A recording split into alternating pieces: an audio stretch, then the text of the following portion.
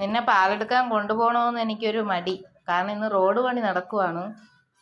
ചേച്ചി വരുന്നുണ്ട്, പക്ഷെ നിന്നെ കൊണ്ടുപോകണോ വേണ്ടേന്ന് ഞാൻ ആലോചിച്ചു.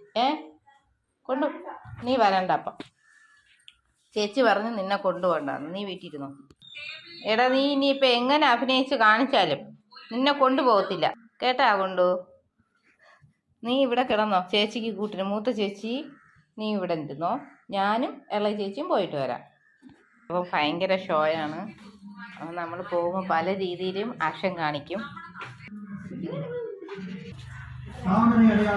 ഇരിക്കുകയാണ് കള്ളൻ. നമ്മൾ പോവാനായിട്ട് ഇറങ്ങിയപ്പോൾ അവൻ പോയിരുന്നു. കള്ളനാണ്. നിന്നെ കൊണ്ടുപോകുന്നില്ലടാ, നിന്നെ കൊണ്ടുപോകുന്നില്ല. നമുക്ക് നടന്നു പോകണം. അവൻ വണ്ടി ഇരിക്കട്ടെ.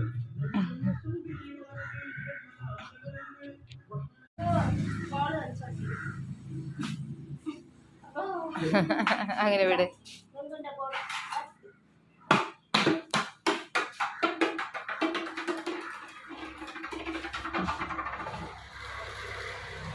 എന്റെ കൂടെ തന്നെ ഉണ്ടോ?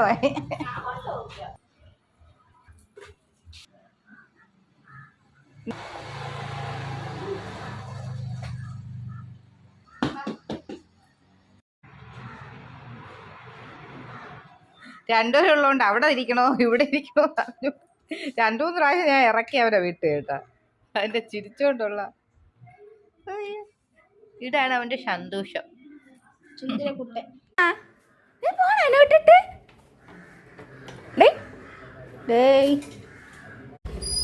നമുക്ക് സാരി ഉടുത്തിരിക്കുന്ന നമ്മുടെ റോഡ്.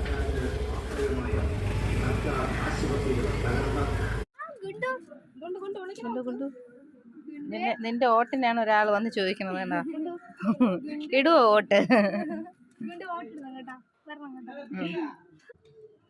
അവന് ഭയങ്കര ഇഷ്ടമാണ്. സത്യം പറഞ്ഞാൽ ഞാൻ പാലെടുക്കാനുള്ള തുണിയും ചെരുപ്പും ഒക്കെ എടുത്തിടുമ്പം തന്നെ അവൻ ഓടിച്ചൊന്ന് വണ്ടിയിലിരിക്കും കേട്ടോ. പിന്നെ വരണ വഴിക്ക് ഇലക്ഷൻ വർക്കല്ലേ, അങ്ങനെ ഒരു കുട്ടിയെ കണ്ടപ്പം അവനാണെങ്കിൽ കൊണ്ടുവന്ന് നിങ്ങൾക്കറിയാമല്ലോ, ചേച്ചിമാരെ കണ്ട ഭയങ്കര ഇഷ്ടമാണ്. പിന്നെ എൻ്റെ കൂടെ വന്ന് ഇങ്ങനെ പാലെടുക്കാൻ കൂടെ വരും. ഞാനും കൂടി കൊണ്ടുപോകും. ഇന്ന് ഇളയ മോളാണ് കൂടെ ഉള്ളത്. ഇപ്പം ഇലക്ഷൻ്റെ ഇതായിട്ട് ഇന്ന് 2 പേർക്കും ലീവാണ്. അപ്പം ഇളയവളാണ് കൂടെ വന്നത്. മൂത്ത ആളിന് വീട്ടിൽ വർക്ക് കൊടുത്തു. ഞാനും അവളും കൂടി പോകുന്നു. ഇനി പാലൊക്കെ എടുത്തു. പിന്നെ ഗുണ്ടുവിനെയും കൊണ്ട് ഞങ്ങൾ പോകുന്നു. ഇതാണ് സ്ഥിരം. ഞാനും ഗുണ്ടുവും മാത്രമേ ഉള്ളൂ. പിന്നെ പിള്ളേർ ലീവുള്ളപ്പോൾ അവർ വന്ന് പാലൊക്കെ എടുത്ത് തരും കേട്ടോ, സഹായിച്ചു തരും. പിന്നെ അവന് റെസ്റ്റിംഗ് ടൈമാണ്. എന്താ ഒരു ക്ഷീണം കൊച്ചു പാലൊക്കെ എടുത്തിട്ട് വന്നു.